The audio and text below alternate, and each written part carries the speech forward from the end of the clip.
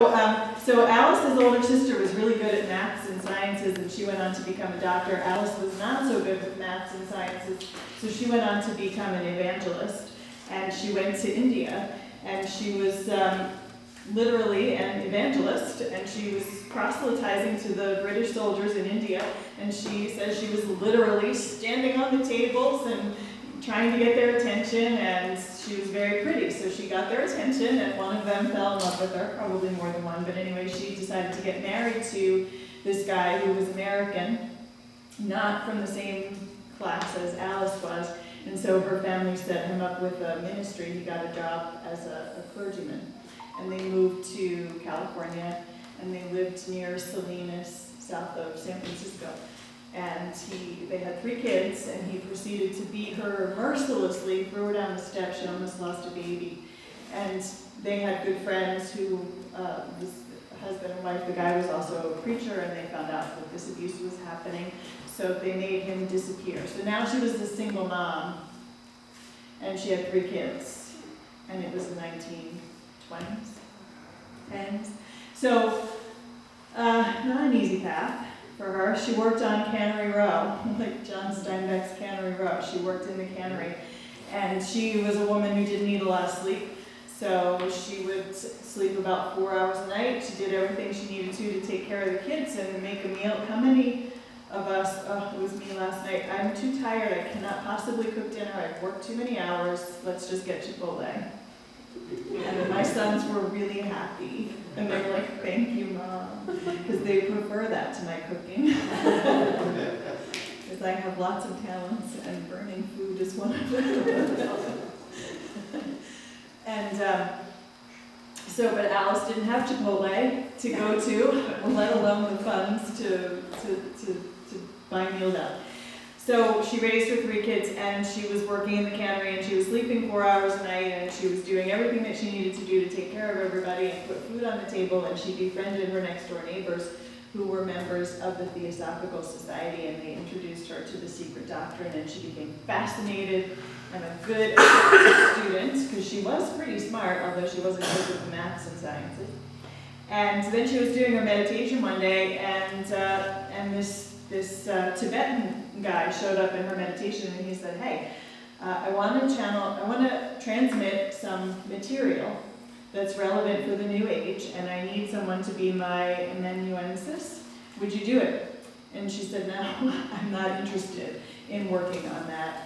I have no interest in channel work, and it doesn't appeal to me at all. He said, well, would you please think about it? It would be really helpful. It would help with the other work that you have to do, and I'll come back to you in, 6 months or whatever. Take some time to think about it. So she thought about it. And then she moved to the Theosophical compound, and she got a boyfriend that later became her husband, Foster Bailey, which is why her last name is Bailey. And then she thought about doing this work, being the amanuensis for this Tibetan monk, and she decided, okay, I'll give it a whirl. And so he told her she had to follow a strict vegetarian diet, and they were going to channel material about the 7 rays of divinity and other things, and they collaborated together for decades. And her kids grew up. She and Foster moved with the girls up from California to New York. And when she was Foster went to New York first to get them situated, and then she followed later with the little girls on the train. And so she was a woman with 3 daughters taking the train across the country, and she reflected on that and said, people are so kind. Because people were so kind to her. You know that experience? People are so kind. People are so kind. So she made it to New York, and she finished raising her kids, and she continued to work with Dracul, and he would come to her in meditation. She would write down what he said. She would pack it up, mail it to Tibet. He would proofread it. He would make corrections if they were needed. He would send it back to her until they got pretty good at it, and then they just trusted I got the information. And his English got better as the books went on. So if you read Letters on Occult Meditation, it's like hold your eyelids open with a toothpick. It's so boring, and the language is so stilted. The information's fascinating, but oh my gosh. some arcane words in there. Yeah, Sean. I'm sorry, you said this guy was incarnate at the same time? Yeah. And it was just transmitted Yeah. through the ether, so to speak? Yeah. Yeah. Did she know him at the time, or did he No. just? Showed up in her meditation, and they worked together in that way. He was alive in a body in Tibet, and she was alive in a body in California and in New York. How is it that he found her? And why? I'm gonna ask Alice.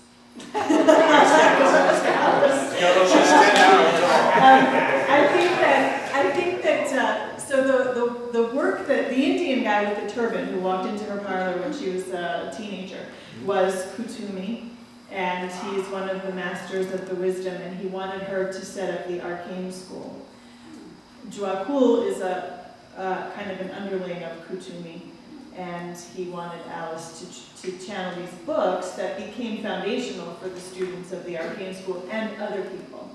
And it's bringing this breadth of ancient wisdom and depth of knowledge in book form. And just for point of reference, the two people you indicated, Kuthumi and Joakul, are ascended masters who are not incarnate. They were. At one time they were, but at that time they were not.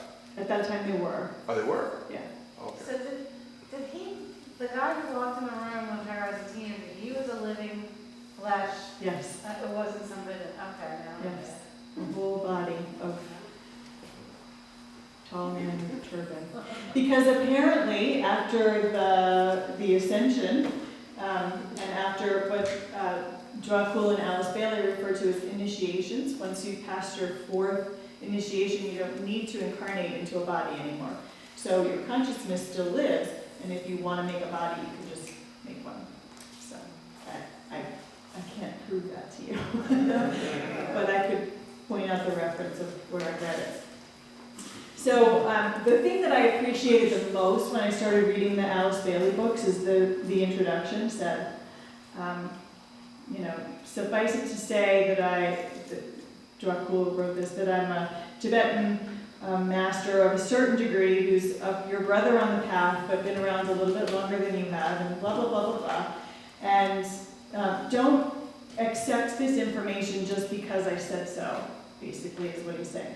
If it sparks recognition and your intuition, then take it as a hypothesis. And if things work out to support that hypothesis, then let it stand on its own merit. But if not, then let it go. We have no interest in having people make claims of the work of an ascended master and a channeled work. And for people to say with bated breath, oh, this is how this came about. Let the work stand on its own merits. And don't believe it just because we say so. So everything that I say to you is with that spirit in mind, and I know that the idea of an Indian man just manifesting a body and walking into this woman's parlor is a little hard to swallow, for me too, but it's interesting. How regular available are these writings, these letters, these books? Very available, you can order them online. Can you get them used? Yeah, used books, yeah, he's asking if the books are available, how readily available are the books, and they're readily available online on the Lucis Trust website, Lucis, Lucis Trust. The Lucis Trust, by the way, is the publishing company for the United Nations. And Joakul talked about, he and Alice Bailey were working together when the League of Nations was formed, and he talked about the disciple who was pushing to have the League of Nations formed, and who was that guy that worked for Wilson, that helped to found the League of Nations? Begins with an H, K, or something like that. I can't remember. Okay, so, all right, so that was Alice Bailey's story. Is there anything else I wanted to tell you? Oh, yeah, one more funny thing. So she was getting older, and one of her friends was getting really concerned that she was working too hard. About Krishnamurti? Krishnamurti? No, he was in the Theosophical Society. But he was with that crap. Yes. So one of Alice's friends was concerned that she was working too hard. It was putting too much of a strain on her.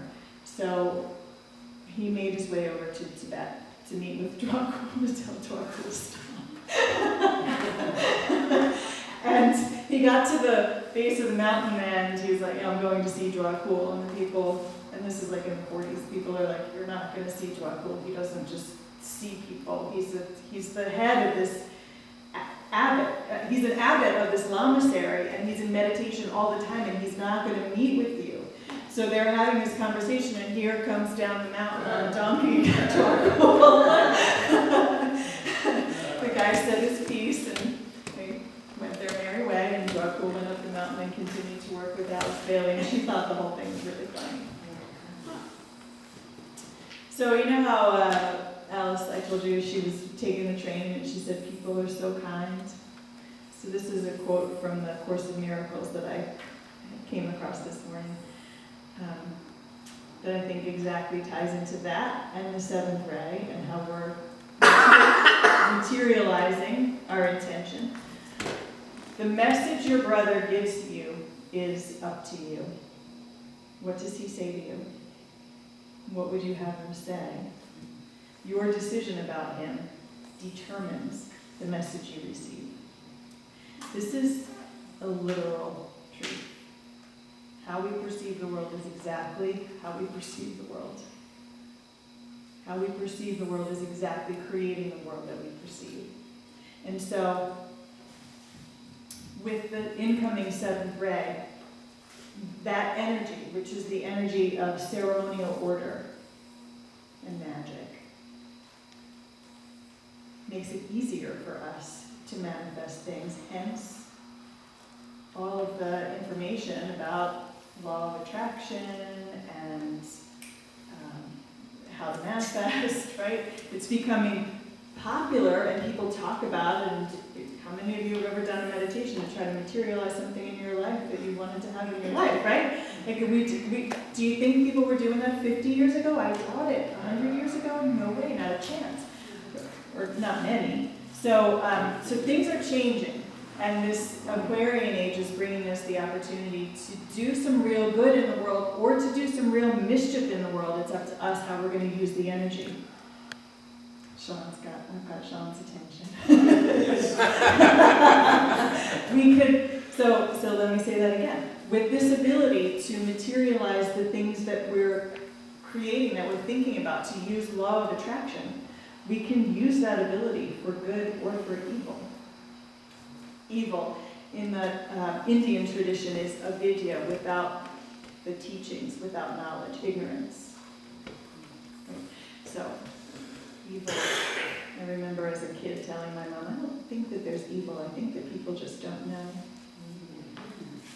The reincarnated Buddhist that I was. I posted that on Facebook this weekend, and my sister said, yeah, the one that I had when I was a kid was realizing, I'm not me, I'm part of everybody. So we're like having a spiritual one-up each other. Things never change. Even though we're 45 and 46 years old now. All right, how you doing? Everybody okay? Yeah. Yeah? Having a good time? Yes. One thing, because I'm so into oneness, Okay. so into oneness quickly, that whole concept of evil, Yeah. like there's good and evil, Yeah. like Hitler Yeah. being evil. I always like to use the extremes, Jesus and Hitler, and everybody else is in between. And everybody is good, created good in the eyes of God, and then our earthly behavior is either extremely good or extremely not good. So evil doesn't exist to me. Okay. Yeah, and like I was saying, in the Indian tradition, evil is simply without the teachings of Vidya, ignorance. The one you were speaking about. Alice Bailey? Yeah, was her name always Bailey? Or did she change it again, get married or something? Bailey, her husband Foster Bailey, that adopted her 3 daughters, is where she got the name Bailey, and I don't know what her maiden name was. Did she ever connect with Madame Blavatsky? Well, they were not personally, but she was a student of the Secret Doctrine, and Joakul also transmitted the Secret Doctrine to Blavatsky. So they didn't. I don't think they personally knew each other, because I think that Blavatsky had transitioned out of her body by the time Alice Bailey started working and studying her material, but I'm not 100% sure about that. Well, Yes. how does this jive with the Tibetan Buddhists, the Dalai Lama, and Western Buddhism today? Do Tibetan He's asked me a tough question. How does this Alice Bailey Dwakul material jive with Tibetan Buddhism and the Buddhist inroads into the modern American culture? And I think that what I personally love about reading Dwakul's material is that he's taking some, he calls it the ageless wisdom, and he puts it in terms that reflect Hindu terminology and Christian terminology, because he was really writing for a predominantly Christian Western audience. But he's explaining things in terms that blend East and West so that you can see how they really tie together, which is the real, to me, the real beauty of it, showing the unity and what they really have in common, the truth that unites both Eastern and Western traditions. Are you saying it's more Hindu than? Well, but Dwakul was a Tibetan Lama, so he was a Buddhist. But he talks more about the Hindu tradition. Hindus think that Buddhists are Hindus. They think that Christians are Hindus, though. That's what my Hindu friends say. We think you're all Hindus. So, the Buddhist style meditation, which is becoming so popular now, is a process of evocation, that we're going to still our minds and prepare the soil, metaphorically speaking. Dwakul's meditation, the style that he and Kusumi teach through the arcane, he's not actively teaching it, but that's taught through the arcane school and some of the meditations that Dwakul gives in his books, is a dynamic meditation, an invocative meditation, where we're taught that we have a soul, and we're trying to connect with our soul and bring that knowledge and energy of the soul down into our life and out into the world. He talks a lot about the symbolism of the cross. The up and down vertical part of the cross is, our physical connecting to our spiritual. The horizontal bar is our path of service, taking that spiritual out into the world. Can you name one book that I can buy? I don't have to go through all 27. The greatest hits. I would recommend the 7 Rays of Life, although some people in my book group accidentally bought a book called The 7th Ray, and they're telling me that it's easier to read and more fun. So perhaps try the 7th Ray. But I like the 7 Rays of Life. It's a good introduction to the 7 rays. Thank you. So, yeah. So, and if you want to come, we have a book group that meets on Tuesdays every week except for this week. And we're reading in Brumar, The 7 Rays of Life together. Anybody who's fascinated by this topic is welcome to come. When? Tuesdays at 7 in Brumar. Yeah. AM? No. Heavens no, 7 a.m., my head's still in pillow. This is part of St. Germain's work, right? No, it's not. With Summit Lighthouse? No? Okay, never mind. No. Different It's rays. similar, but not the same. Okay. Yeah. Any other questions? Yeah. Can I spell Dwakul? DJWHALKHUL. So here's another cute story about Dwakul and Alice Bailey. For the longest time, Dwakul thought that he was going to be able to keep his identity a secret. Which is why in that introduction that I was telling you I love so much, because he says, suffice it to say that I'm your brother on the path and I've been traveling a little bit longer, or however he says it. He really thought he was going to be able to stay anonymous. And he did not manage to stay anonymous. People figured out who he was.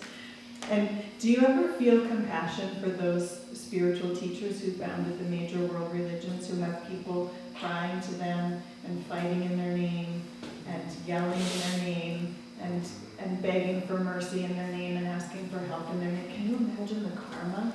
And I think that we owe them such an incredible debt of gratitude, and that we who are awake to that burden that they're carrying should try to alleviate that, right?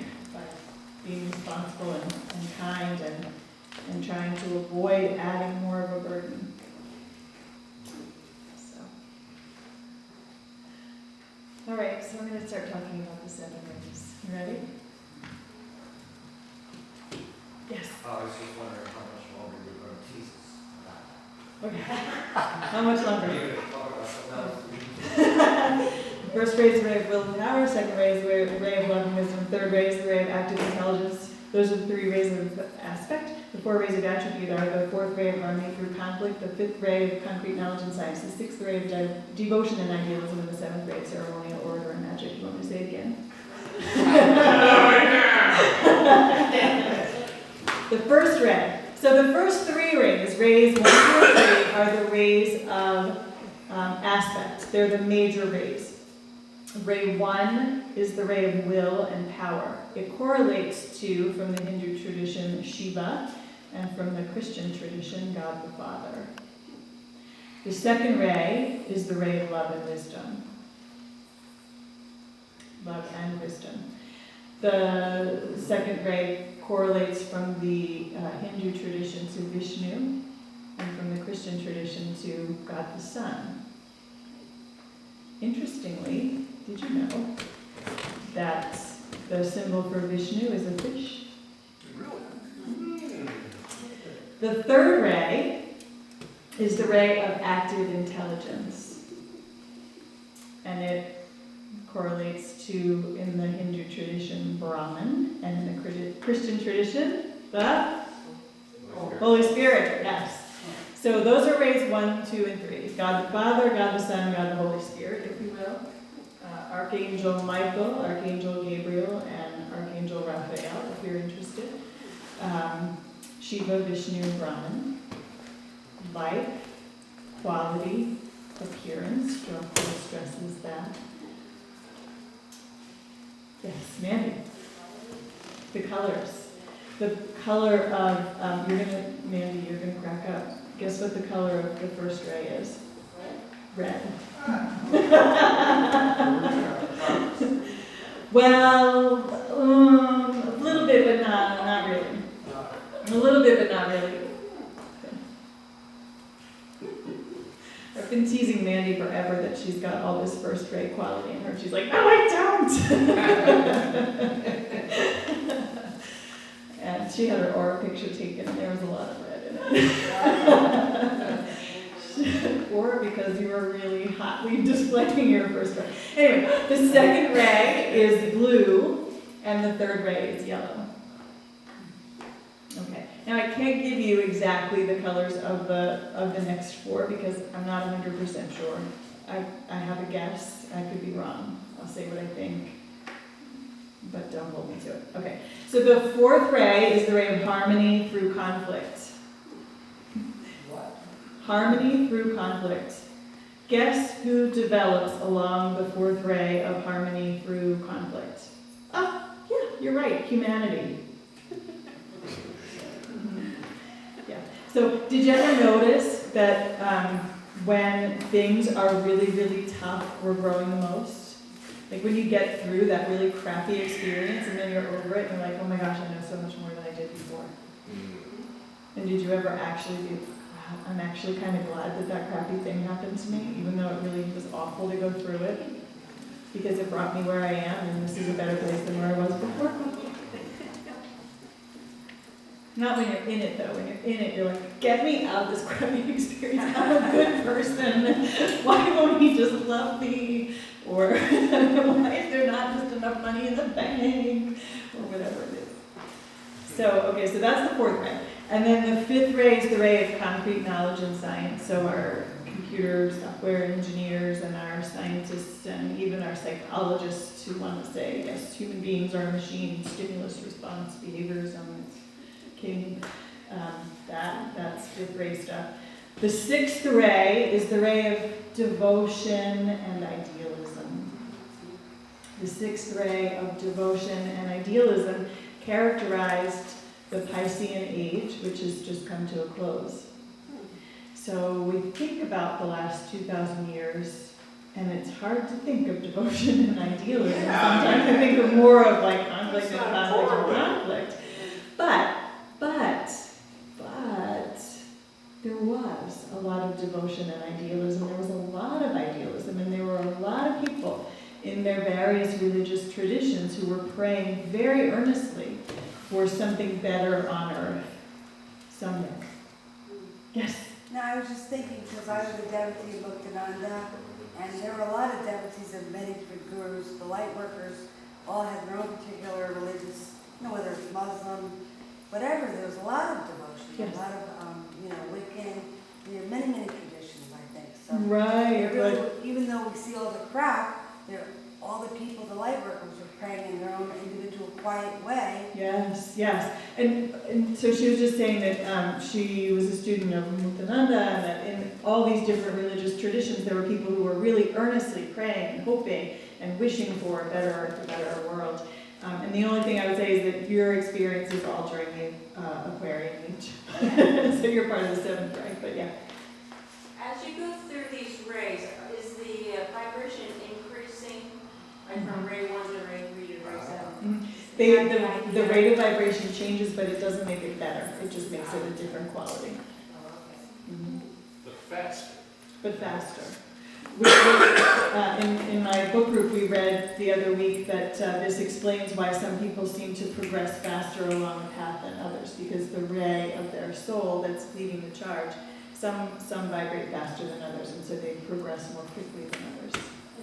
Yes? How can one make a determination as to the most? The $1,000,000 question, what are my rays? Yeah. What are my rays? Yeah, we're going to do that after the break because it's almost, it's time for the break. So I just have one, the last ray to mention is the seventh ray of ceremonial order and magic. So how many of you are students of the Course in Miracles? Yeah. And so in the Course in Miracles, we look very unfavorably upon the word magic because we prefer miracles, right? So, but in Dwakul's world, it's not a disparaging comment of magic. It's the word for what the Course in Miracles calls miracles. It's semantics. I just want to point that out. So we have the first ray of will and power, the second ray of love and wisdom, the third ray of active intelligence, and then there's the fourth ray, our favorite friend, of harmony through conflict. There's the picky, detail-oriented fifth ray of concrete knowledge and science. There's the beautiful sixth ray of devotion and idealism that's been pollinating the emotional plane and the astral plane with a vision for a better world. And now we have the incoming seventh ray of ceremonial order and magic and manifesting and bringing into material existence those ideals that have been populating the emotional plane for the last couple thousand years. And that's our job.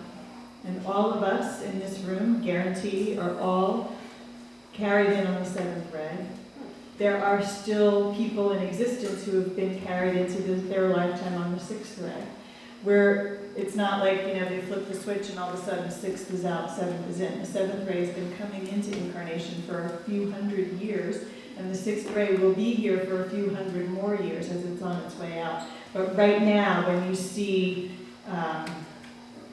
10 years ago when you saw Bush bin Laden, that was just such a beautiful example of the clashing of the crystallized sixth ray. That was, when things are old, they become crystallized and not necessarily showing their best form, right? So, but there's still some good sixth ray things going on, and lots and lots and lots of us in this room have sixth ray somewhere in our personality makeup, and we will find out about that after the break. So, stay tuned.